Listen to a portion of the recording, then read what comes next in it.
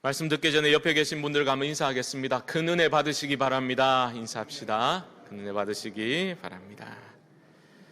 오늘은 시편 말씀으로 교회에 아름다운 연합이 있는 예배 공동체라는 제목으로 하나님 말씀 전하겠습니다. 제가 예전에 유학생 시절에 미국의 한인 교회들을 섬길 그런 기회가 많이 있었습니다. 한 번은 텍사스 남부의 한 대도시에 있는 한인 교회를 섬길 기회가 있었는데 이제 부임하고 보니까 그 지역 교회, 이민 교회들의 그 안타까운 이야기들을 직접 듣게 되고 또 보게 되는 그러한 시간이 있었습니다. 어떤 교회는 소문난 교회, 급성장하는 교회, 엄청나게 발전하는 그러한 모습을 보여주는 교회가 있었습니다. 반면에 어떤 교회는 그 도시에 최초로 세워진 한인 교회이고 건물을 보니까 엄청나게 어마어마한 규모의 건물을 자랑하고 있었습니다. 한때 가장 큰 교회, 가장 많은 출석수를 자랑하는 그런 교회였는데 제가 그 지역에 갔을 때는 교회가 텅텅 비어버린 그런 어려운 상황이었습니다. 무슨 일이 있었던 것입니까? 싸운 거예요. 교회가 이런저런 문제로 싸우다가 깨어진 거죠. 많은 성도들이 빠져나가고 또 있던 성도들도 얼마 지나지 않아 또 무슨 문제인지는 정확히 알지 못하겠지만 싸워서 또 깨어지고 빠져나가고, 제가 갔을 때는 제가 그 교회에 간 건 아니지만 그 교회가 교회 설립자 집안과 친척들 외에는 거의 남지 않은 그러한 어려운 상황에 처해 있었습니다. 교회는 싸우지만 않아도 부흥한다라는 말이 참 완전히 틀린 말은 아니로구나, 그런 생각을 하게 되었습니다. 그 지역에서 건강하게 성장하고 있는 교회 안을 들여다보면 갈등이나 반목 이런 것보다는 온 성도가 마음이 하나 되는 그런 연합의 모습을 발견할 수 있었습니다. 당연한 말 아니겠습니까? 세상 조직이나 단체도 단합이 잘 되지 않으면 그 조직이 무너질 수 있겠죠. 교회 공동체도 마찬가지입니다. 단합이 잘 되어야 부흥 성장할 수 있습니다. 그런데 교회는 그 단합의 목적이나 방법이 세상의 것과는 분명히 달라야 합니다. 우리 교회도 올해로 설립 70주년을 맞이했지 않습니까? 요 앞에 보시면 뭐라고 붙여놨습니까? 은혜로 달려온 70년, 은혜로 비상할 70년. 우리의 기대와 소원을 담아서 이렇게 붙여두었는데 이게 공허한 구호로 그치지 않기 위해서는 이 교회 공동체가 어떤 존재인지에 대한 우리의 분명한 이해와 믿음이 있어야 할 것입니다. 가장 중요한 점부터 먼저 말씀드리면 교회 공동체, 이 교회의 본질은 하나됨, 즉 연합에 있습니다. 그걸 잊지 말아야 합니다. 교회는 관계의 공동체입니다. 그리고 그 관계의 중심에는 연합이 있는 것이죠. 그냥 나는 성광교회 교인이다, 성광교회에 적을 두고 있다, 이 정도 멤버십을 확인하는 정도가 아니라 이 성광교회라는 이 공동체가 나에게 어떤 의미가 있고 어떤 존재인가, 이것을 우리가 분명히 알아야 합니다. 그리고 지금 내 앞뒤에 옆에서 예배를 드리고 있는 다른 사람들, 지체들이 내게 어떤 존재와 의미인지를 우리는 분명히 알아야 합니다. 거기에 대한 나 자신의 믿음이 담긴 답변이 없다면 교회는 교회되기 어려운 겁니다. 공동체의 본질, 교회 공동체의 본질은 분명히 하나됨에 있습니다. 그러므로 이 본질을 위협하는 모든 장애의 요소들은 과감히 제거되어야만 하는 것입니다. 그 어떤 선한 의도가 있더라도, 아무리 잘해보려고 하는 것이라도 교회는 분열되면 안 됩니다. 고린도 교회 안에 그런 일이 있었지요. 교회 지도자들을 둘러싸고 나는 이 목사님이 좋다, 나는 이 목사님이 좋다, 파당이 형성되어서 교회가 분열의 양상을 보일 때에 바울이 무엇이라고 강력히 책망하였습니까? 고린도전서 3장 3절 말씀 한번 보시죠. 제가 읽습니다. 너희는 아직도 육신에 속한 자로다. 너희 가운데 시기와 분쟁이 있으니 어찌 육신에 속하여 사람을 따라 행함이 아니리요. 무슨 말입니까? 교회가 갈라지고 분쟁한다는 것은 아직도 육신에 속한 자다라는 말입니다. 예수 믿었으면 이제는 영에 속한 자로서 시기와 분쟁이 아니라 용납과 화평을 이루며 살아나가야 되는데 그게 안 되는 거예요. 그럼 여전히 육에 속한 그런 모습을 보이게 되는 겁니다. 여러분, 교회라는 것은요, 열심히 하는 게 중요한 게 아닙니다. 열심히 하지 말라 이런 뜻이 아니라 열심히만 하는 게 중요한 게 아닙니다. 아무리 교회 일을 열심히 하더라도 나의 그 열심으로 인해서 교회가 폐가 갈리고 서로를 향해서 손가락질하고 수군대고 마음의 벽을 쌓기 시작하면 교회는 열심히 넘쳐나더라도 병든 공동체가 되고 마는 거예요. 우리 교회가 예수 그리스도의 복음 안에서 하나가 되고 주님이 주신 사명과 비전을 쫓아서 한 목소리를 내면서 전진하는 그런 아름다운 연합과 동역의 공동체가 될 수 있기를 주님의 이름으로 축복합니다. 교회의 본질은 하나됨에 있습니다. 오늘 본문 1절 말씀은 이것을 잘 보여주고 있죠. 1절 말씀 보십시오. 보라, 형제가 연합하여 동거함이 어찌 그리 선하고 아름다운고. 교회는 혈연이나 지연이나 학연으로 뭉치는 공동체가 아닙니다. 교회의 하나됨, 연합의 단 한 가지 공통 분모가 있다면 바로 예수 그리스도이십니다. 교회는 예수 그리스도의 복음이 핵심이자 복음이 경계가 되어서 이루어지는 하나된 공동체입니다. 아무나 다 하나가 되는 게 아니에요. 경계가 있습니다. 복음이 경계입니다. 핵심이자 경계인 것이죠. 그렇게 복음 안에서 주 안에서 하나가 될 때 교회는 아름다운 연합을 이루는 겁니다. 아이고 나는 모르겠고 다 필요 없고 뭐 교회 안에서 서너 명만 마음 잘 맞는 사람이 있으면 된다. 그게 바로 잘못된 거예요. 그거면 충분하다. 이러면 안 되는 겁니다. 물론 반작용일 수 있겠죠. 교회가 뭐 비상적인 형식적인 그러한 하나됨을 계속 강조하니까 거기에 대한 반작용으로 그런 반응이 나올 수 있겠지만 그렇다고 해서 교회의 공동체성을 주 안에서 우리를 하나로 묶어주신 하나님의 역사를 부정하면 안 되는 것 아닙니까? 누가 뭐라 해도 교회는 주 안에서 진정으로 하나 되는 연합을 이룰 때에 그 연합을 이룰 때 하나님께 영광을 올려드릴 수 있는 것이고 이 세상을 향해서도 하나님의 사랑을 전달하는 그런 매개체로 역할을 감당할 수 있는 겁니다. 여러분, 교회는 하나님 왜 세우셨습니까? 이 세상을 치유하라고 세워주신 대안적인 공동체가 교회입니다. 그래서 교회는 세상과 달라야 하는 겁니다. 교회의 하나됨은 뭐 세상처럼 우리가 남이가 뭐 이런 식으로 얄팍한 연합이 아닙니다. 언제든지 나의 유익을, 나의 실익을 위해서는 관계를 끊어버릴 수 있는 그런 연합이 교회의 연합이 아니라는 겁니다. 교회의 아름다운 연합, 교회의 하나됨을 바울은 에베소서 4장 3절에서 이렇게 설명하였습니다. 한번 보여주시죠. 4장 3절 우리 함께 한번 읽겠습니다. 시작. 평안의 매는 줄로 성령이 하나 되게 하신 것을 힘써 지키라. 너무나 중요한 말씀입니다.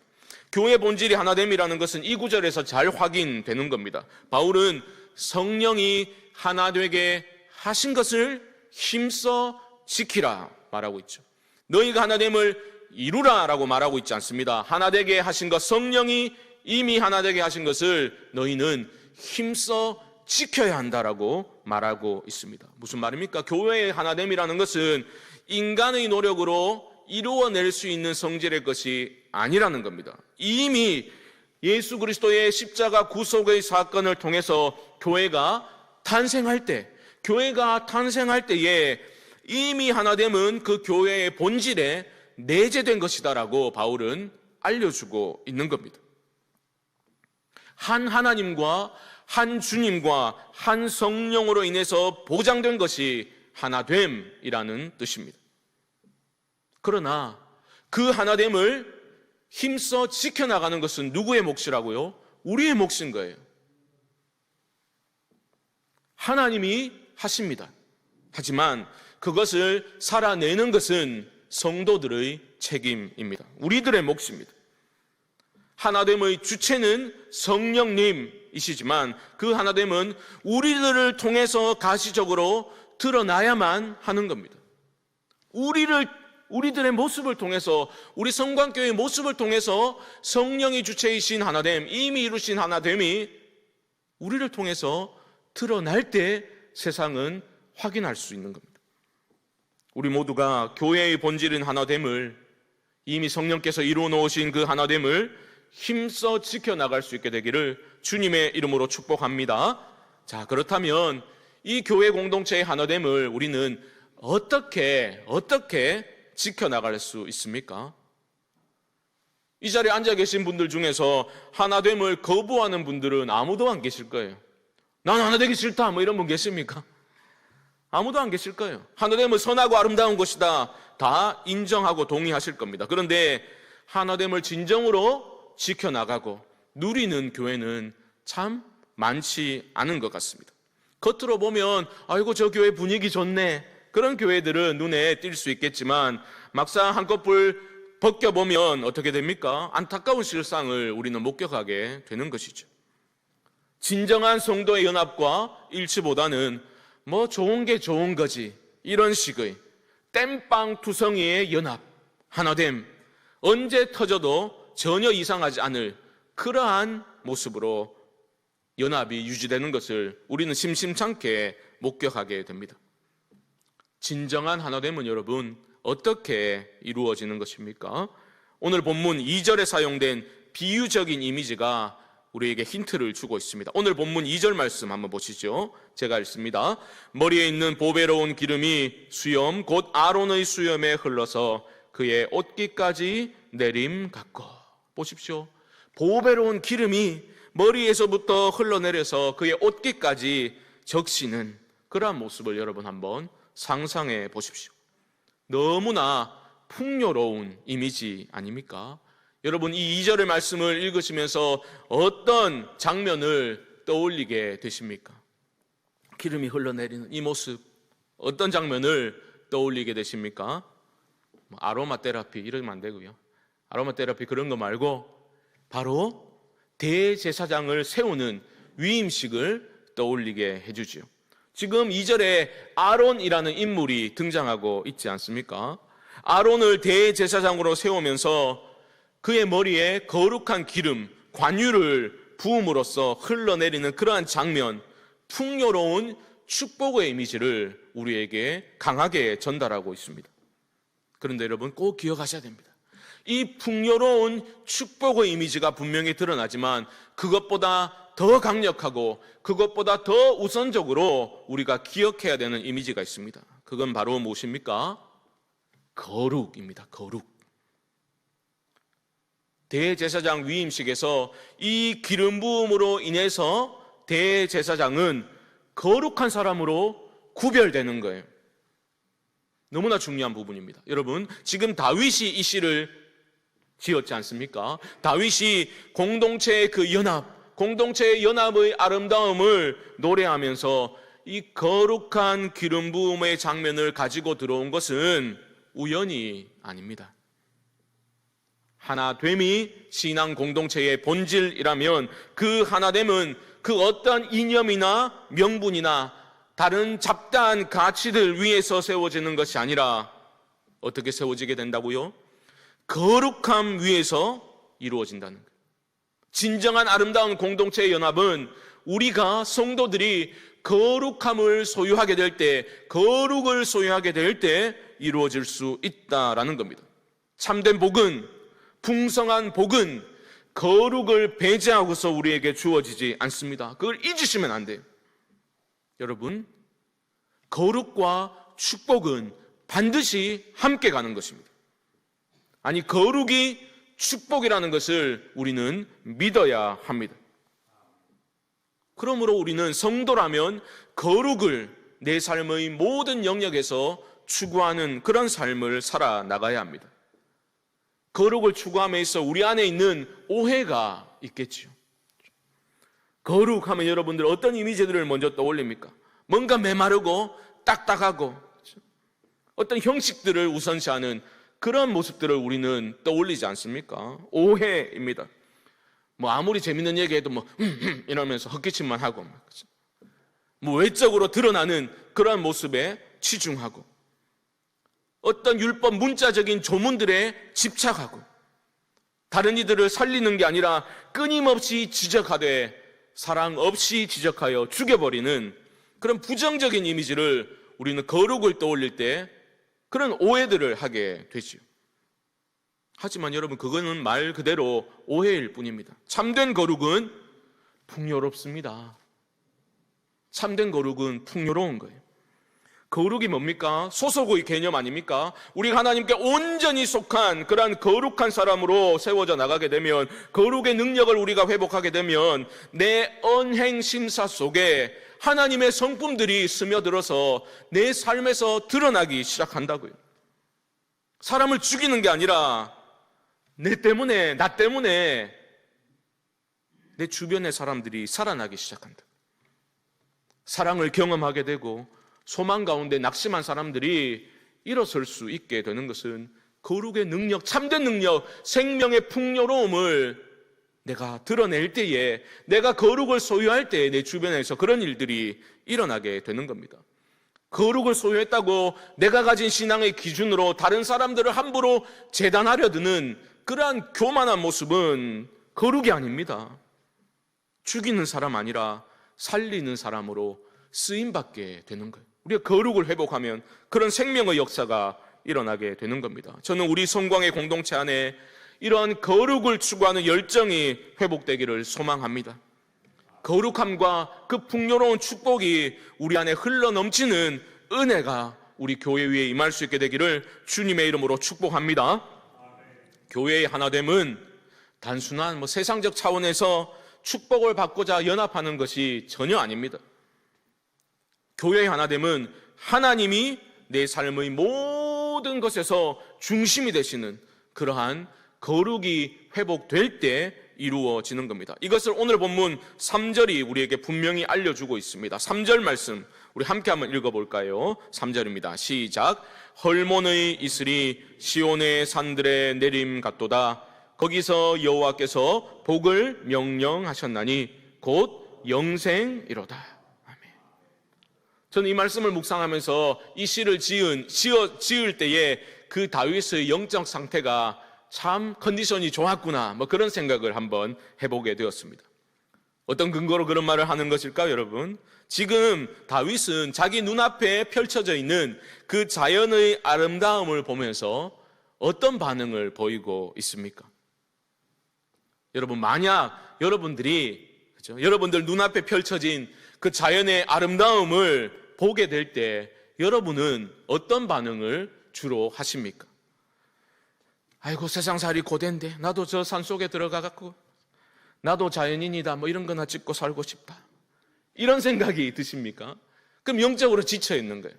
침체에 빠질 위험성이 있는 겁니다. 지금 다윗은 눈앞에 펼쳐진 자연의 아름다움을 보면서 그 피조물의 아름다움에 매몰되고 있지 않습니다. 그것을 통해서 그의 시선이 그 모든 자연을 창조하신 창조주 하나님께로 향하고 있음을 우리는 볼 수 있는 거죠. 자연의 아름다움을 보면서도 그것을 찬양하는 것이 아니라 그것을 지으신 하나님의 위대하심을 다윗은 찬양하고 있는 것입니다. 여러분, 다시 돌아가서 거룩이 무엇입니까? 거룩이 무엇입니까? 거룩은 하루 종일 예배당 안에 머무는 것만을 뜻하지 않습니다. 거룩은 나의 일상에, 매일 반복되는 나의 일상에 깃든 하나님의 숨결과 신비를 발견하는 능력입니다. 발견하는 능력이에요. 거룩을 회복할 때에 자연을 바라보고 자녀를 바라보고 내 삶의 일터를 바라보고 모든 것들을 바라볼 때에 그 안에 깃들여 있는 하나님의 신비와 숨결을 발견하게 됩니다. 일상을 벗어나고자 하는 것이 아니라 일상 속에 깃든 하나님의 손길을 발견하는 능력을 회복해야만 하는 것입니다. 다윗은 그러했습니다. 자연을 보면서 너무 좋다, 거기에 그치는 것이 아니라 자연을 지으신, 창조하신 하나님을 그렇게 찬양하고 있는 것입니다. 우리도 마찬가지입니다.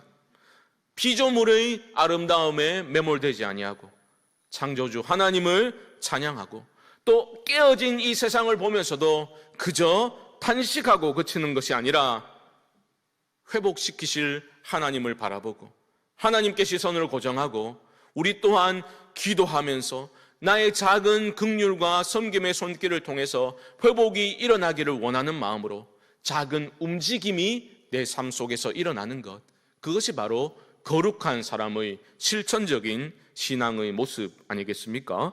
우리 모두가 하나님의 임재 가운데 살아가고 있음을 좀 더 예민하게 자각할 수 있기를 바랍니다.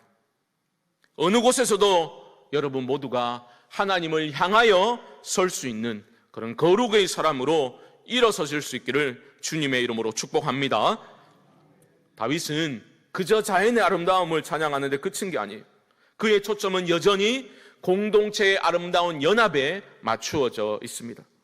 자연의 아름다움을 보면서도 그는 공동체의 아름다운 연합을 떠올리면서 그 하나됨이 하나님의 거룩한 임재 안에서만 이루어지는구나라는 것을 다시 한번 노래하고 있는 겁니다. 여러분 3절 말씀 잘 보시면 헐몬의 이슬이라는 표현이 나오잖아요. 이것은 헐몬산을 가리키는 겁니다. 이스라엘에서 가장 높은 산이에요. 해발 2800m 그렇게 된다고 하는데 북쪽에 있는 산입니다. 가장 높은 산이고 주변의 지형도 많은 차이가 있어서 기온차가 심해서 이슬이 많다고 합니다. 그래서 헐몬의 이슬이라는 표현이 나오고 있는 겁니다. 정상에 쌓인 눈이 여름이 되어서야 녹아서 그 주변의 모든 생명체들을 살리는 그런 풍요로움을 일으키는 그러한 역할을 합니다. 그런데 정말 중요한 것은 그 헐몬의 이슬이 지금 다윗이 어디에 내린다라고 말하고 있습니까? 시온의 산들에 헐몬의 이슬이 내리고 있다, 이렇게 말하고 있죠. 이게 중요합니다. 헐몬산은 여러분 북쪽에 있는데 시온산은 예루살렘이에요. 쉽게 말하면 남쪽에 있는 겁니다. 단순한 자연 현상의 묘사에 이 구절이 그칠 수 없는 이유는 시온의 산들이라는 것의 원문을 보면 장엄복수라고 표현하는 그런 표현이 사용되었어요. 시온의 산들을 장엄하게 표현하고 있는 겁니다. 일부러. 왜 그럴까요? 시온에 하나님의 성소를 품고 있는 그 시온사들은 하나님의 성소를 품고 있는 거룩한 산들이다라는 것을 표현하고 있는 겁니다. 상상력을 좀 더 동원해서 여러분 이 구절을 살펴보면 이런 겁니다. 지금 시인은 그 북쪽의 형제들이 남쪽의 예루살렘으로 향해서 내려오고 있는 거예요. 왜요? 하나님을 예배하기 위해서. 그렇게 몰려들고 있는 모습, 그렇게 내려와서 하나님의 거룩한 임재 가운데 함께 예배하면서 하나 되는 그러한 연합의 아름다움을 다윗은 떠올리며 찬양하고 있는 것입니다. 사랑하는 성도 여러분, 교회의 진정한 하나됨이 바로 여기에 있습니다. 하나님의 거룩한 임재가 있는 바로 그곳에서 아버지 하나님을 함께 찬양하고 예배하는 바로 그곳에서 우리는 교회의 하나됨을 발견하게 되는 거예요. 하나님의 임재 가운데 우리가 예배할 때에 바로 그 예배를 통해서 우리는 진정한 나를 만나게 되는 겁니다. 예배 가운데 너의 존귀함을 발견하게 되는 겁니다. 예배 가운데 우리의 소중함을 깨닫게 되는 것입니다. 시편 133편 표제를 보면 알 수 있듯이 이 시편은, 이 노래는 성전에 올라가는 노래입니다. 성전에 올라가는 노래. 이후 세대 사람들은 성전을 향해서 순례자들로 그렇게 올라가는 그런 시간들이 있었죠. 사람들은 고된 세상살이에 지친 몸과 마음으로 성전을 향해 올라가면서 이 노래를 서로에게 불러주며 주거니 받거니 하면서 격려하고 위로하면서 힘을 얻었습니다. 하나님의 임재 가운데 예배하는 그 시간과 장소를 소중히 여기면서 그들은 올라갔습니다. 세속의 모든 잡다한 것들을 좀 내려놓고 하나님의 임재를 사모하며 그들은 성전으로 올라갔습니다. 여러분은 주일 예배의 시간을 어떤 기대감을 가지고 올라오고 계십니까? 고된 인생길 걷다가 우리 성광의 공동체의 예배 시간을 통해서 참된 축복이 거룩에 있음을 깨닫고 순례자로 지체들과 함께 걷고자 하는 그러한 힘을 이 예배의 시간을 통해서 여러분 얻고 계십니까? 아니면 세상 속에서 오히려 즐겁게 살아가다가 토요일 저녁만 되면 아이고 벌써 주일이가, 갑자기 온몸에 힘이 쭉 빠지고 몸살 기운이 막 스물스물 올라오는 그러한 느낌을 갖게 되는 것은 아닙니까? 시인은 노래합니다. 거기서 여호와께서 복을 명령하셨나니 곧 영생이로다. 거기서입니다. 바로 하나님의 거룩한 임재 가운데 서로 너무나 다른 사람들이 모든 세상의 기준에 따른 그 분류법을 깨뜨리고 분류를 초월해서 나와 너가 우리가 되고 형제 자매가 되고 하나님을 우리 아버지라 부르며 전심으로 예배하는 바로 그 자리에, 거기서 하나님은 은혜와 복을 부어주시는 겁니다. 그저 이 땅에서 잘 먹고 잘 사는 그런 수준 낮은 복이 아니라 영생의 복을 부어주시고 이 세상이 줄 수도 알 수도 없는 평안과 기쁨의 복을 그 예배의 자리에 공동체가 예배할 때 하나님은 부어주시는 겁니다. 사랑하는 성도 여러분, 주님의 이름으로 권면드립니다. 우리를 예배 공동체로 불러내신 하나님의 부르심을 기억하며 살아갑시다. 교회의 본질인 하나됨을 힘써 지켜나갑시다.